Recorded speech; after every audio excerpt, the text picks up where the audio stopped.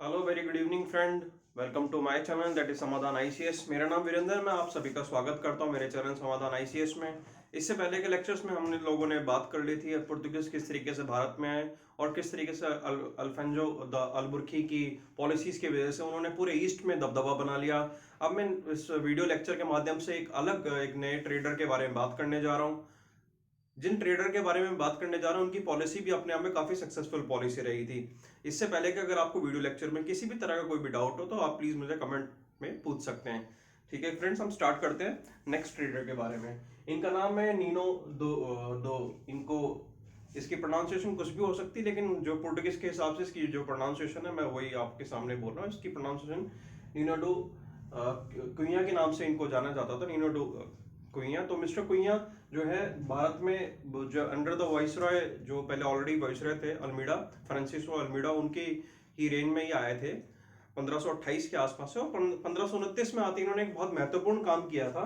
वो क्या काम था? इन्होंने गोवा को अपना हेडक्वार्टर बना लिया था। इससे पहले जो हेडक्वार्टर था इंडिया का वो कोचिन था।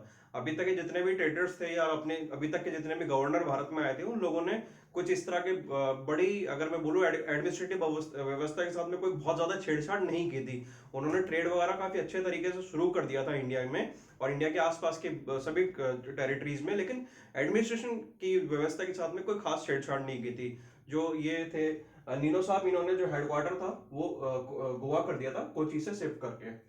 इसके बाद में क्या बात हुई उसके बारे में एक छोटी सी हिस्ट्री की छोटी सी एक स्टोरी है, उसके बारे में आपसे पहले बात कर लेता हूँ। एक पर्सन हुआ करते थे जिनके पास में पूरा ये गुजरात का और गुजरात का, महाराष्ट्र का, ये सारा ही एरिया था। जिस पर्सन का नाम था बहादुर शाह। बहादुर शाह अपने आप में बड़ा, मैं बोलूं, टारगेटिव, एक ऑब्जेक्टिव काइंड ऑफ एम्परर था। उनके अपने आप में कई, अपने खुद के ही कई सारे टारगेट्स उन्होंने सेट कर रखे थे और वो धीरे धीरे करके अपने टारगेट भी अचीव कर रहे थे। और जब बहादुर शाह जफर की रेंज चल रही थी, जो उन समय का काल था 1532 का, 1532 का, 1534 के आसपास का, कोई भी लगभग उसके एरिया का ऐसा कोई राजा नहीं था जो उसके सामने खड़ा रह पाए। कोई भी नहीं था ऐसा राजा। फिर भी जो ये एरिया था, यानी कि राजस्थान का जो एरिया था, वहां पे राजपूताना शासन चल रहा था, वहां पे राजपूतों की सरकार चल रही थी। और वहां पे एक एम्परर थे चित्तौड़ के एक एम्परर थे, एक बूंदी की एक महारानी हुआ करती थी। जो चित्तौड़ के एम्परर थे उनका नाम था राणा सांगा। राणा सांगा का नाम आपने शायद इतिहास में सुना भी होगा। राणा सांगा की बीच में अचानक ही उनका किसी वजह से देहांत हो गया। वो किस वजह से हुआ, कभी अगर मैं हिस्ट्री को पढ़ाऊंगा, जो ये मेडिवल वाला पार्ट, तो मैं उसको ज्यादा डिटेल में बताऊंगा। या फिर एक बार पुर्तगीज को खत्म करने के बाद में जब मैं वो इंडिया की हिस्ट्री बताऊंगा तो उसको बिल्कुल डिटेल में बता दूंगा कि क्या हुआ, उसके पीछे क्या रीजन था। अभी बस मैं मोटी मोटी बात आपको बता रहा हूँ ताकि मैं ये कॉन्सेप्ट को आपको ढंग से समझा दूं। राणा सांगा की डेथ हो गई थी।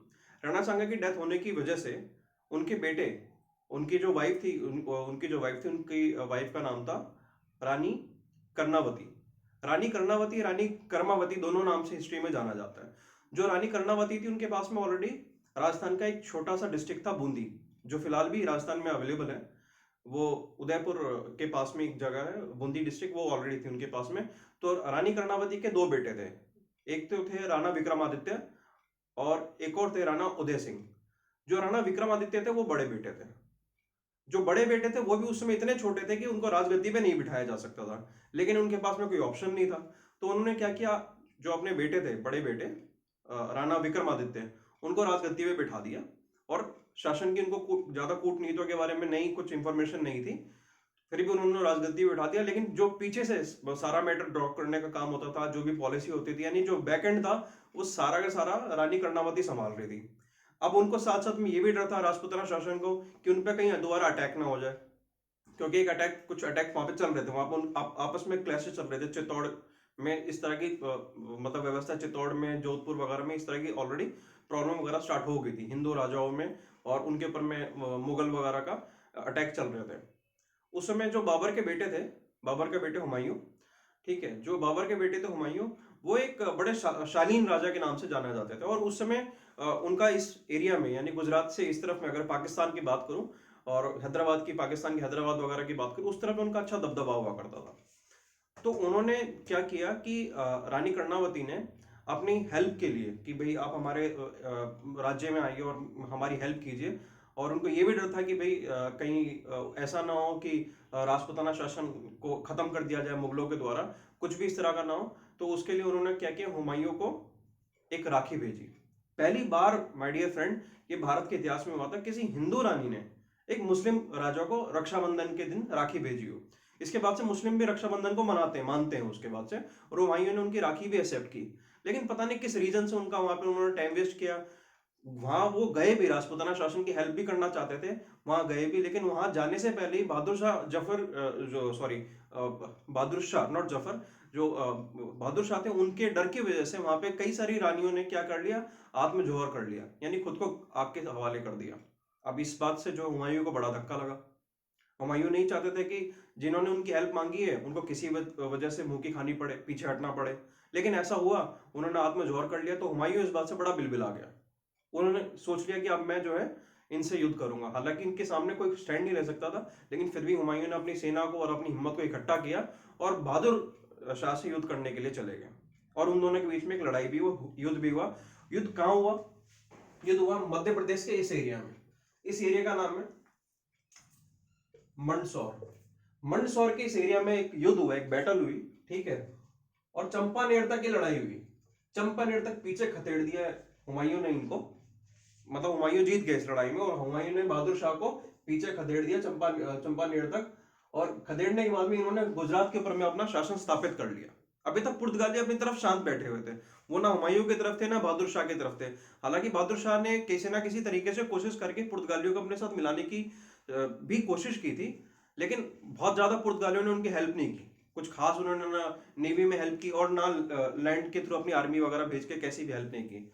तो हुआ क्या कि हुमायूं वहां पे जीत गया और उसने गुजरात की इस एरिया को कैप्चर कर लिया। गुजरात के उस एरिया को उसने तो कैप्चर कर लिया, लेकिन वहां के जो लोग थे उन्होंने इसकी हुमायूं की जो एडमिनिस्ट्रेशन थी, लोकल्स ने उसको एक्सेप्ट ही नहीं किया। वो लोग हुमायूं के अगेंस्ट में खड़े हो गए, वहां के जो लोकल लोग थे। तो उन लोगों को शांत करने के लिए हुमायूं ने कई सारी पॉलिसीज, कई सारी रणनीति वगैरह बनाई। मैं इसमें ज्यादा उस चीज को डिस्कस नहीं करूंगा, लेकिन कुछ ना कुछ उसने किया। लेकिन बाद भी उससे उस बात से कहीं उसकी दाल नहीं गली, कुछ सेटिस्फेक्शन हुआ नहीं। यानी 1534 में लड़ाई हुई और 2 साल के बाद यानी 1536 में वो सब छोड़ छाड़ के आगरा की तरफ चले गए हुमायूं। और बाद में इनकी जो डेथ वगैरह हुई है, जो भी इस तरफ इसी एरिया में हुई, ये आगरा की तरफ चले गए। और हुमायूं आगरा की तरफ जाने से पहले गुजरात को अपने छोटे भाई को सौंप के गए। उन्होंने बोला कि आप इसके एडमिनिस्ट्रेशन को देखो, आप चलाओ इसको। अब हुमायूं की कोई नहीं सुन रहा, तो छोटे भाई की कहां से सुनेगा? उनकी, उसके छोटे भाई की भी किसी ने नहीं सुनी। अब छोटे भाई ने क्या किया, जाके हुमायूं के छोटे भाई ने बहादुर शाह से हाथ मिला लिया। उसने बोला ठीक है, आज से हम लोग फ्रेंड हैं, हम लोग इकट्ठे मिलकर काम करेंगे। तो बहादुर शाह ने लड़ाई हारी भी, लेकिन फिर भी हारने के बाद भी गुजरात फिर से उसको मिल गया। अब गुजरात उसको फिर से मिल गया और उसको इस चीज का भी डर था, कहीं ना कहीं बहादुर शाह को इस चीज का भी डर था कि जो पुर्तगाली वो आके हमारे गुजरात पर अटैक न कर दे, क्योंकि पुर्तगाली की पावर का पता था इसको कि यहाँ किस तरह की पावर है। तो पुर्तगालियों की पावर को जानते हुए इन्होंने पुर्तगालियों के साथ एक ट्रीटी की। उस ट्रीटी का नाम था ट्रीटी ऑफ बेसिन। बेसिन एक एरिया पहले हुआ करता था, वैसे ही नाला सुपारा, इन दोनों एरिया को मिला के और इसके आसपास एरिया को मिला के सब बेसिन बोलते हैं। बेसिन मुंबई में एरिया हुआ करता था। इसने क्या किया, पुर्तगालियों को एरिया गिफ्ट कर दिया। इसने ये एरिया दो साल पहले ही गिफ्ट कर दिया था, इस डर से कि पुर्तगाली उनका साथ दें और उन पर अटैक ना करें। और 1536 में इसने एक और चीज डिसाइड की, जब यहां से हुमायूं चले गए, कि अब गुजरात में क्या करेंगे, पार्टीशन वॉल बनाएंगे, एक दीवार खड़ी कर देंगे गुजरात में, यानी कि जिससे ये गुजरात का एरिया अलग हो जाएगा इस महाराष्ट्र के एरिया से, और ये सेफ रहेंगे, यहाँ पे पुर्तगाली अटैक नहीं करेंगे, ये सेफ रहेंगे। तो नीनो साहब की इस तरह की कुछ रणनीतियां थी। तो पहले तो उन्होंने क्या किया, अपने साथ में पुर्तगालियों को मिलाने के लिए उनके हाथ में ट्रीटी की। ट्रीटी में उसने जो है कुछ शहर उनको दे दिए पुर्तगालियों को, ताकि वो शांत हो जाए और उनका साथ दिया अगर लड़ाई हो तो। ऐसा कुछ खास हुआ नहीं। उसके बाद में हुमायूं के साथ युद्ध हुआ, हुमायूं ने उनको युद्ध में हरा भी दिया। हराने के बाद में क्योंकि हुमायूं को वहां के लोकल लोगों ने एक्सेप्ट नहीं किया, हुमायूं खुद ही वो एरिया छोड़ के चला गया। बाद में बहादुर शाही उस एरिया पे राज किया।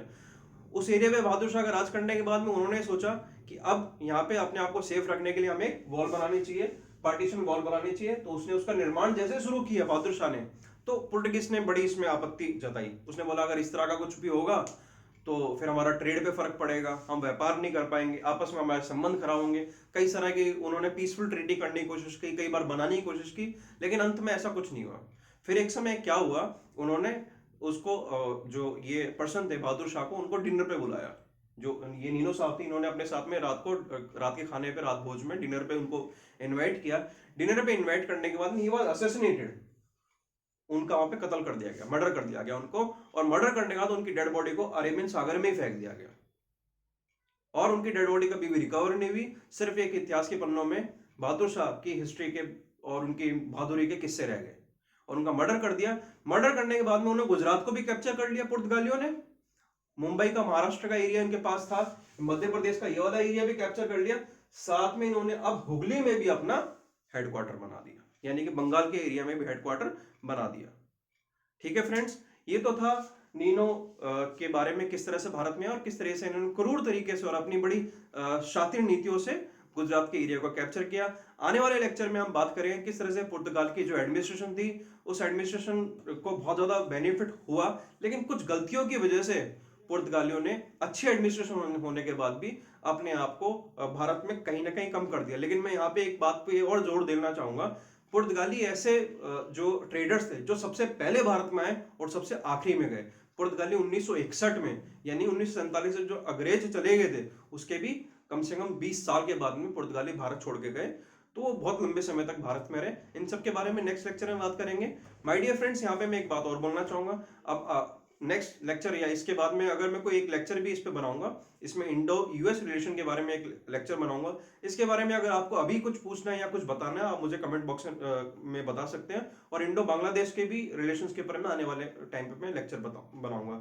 सो till now, thank you so much my dear friends, अपना ध्यान रखिए, स्वस्थ रहिए, थैंक यू।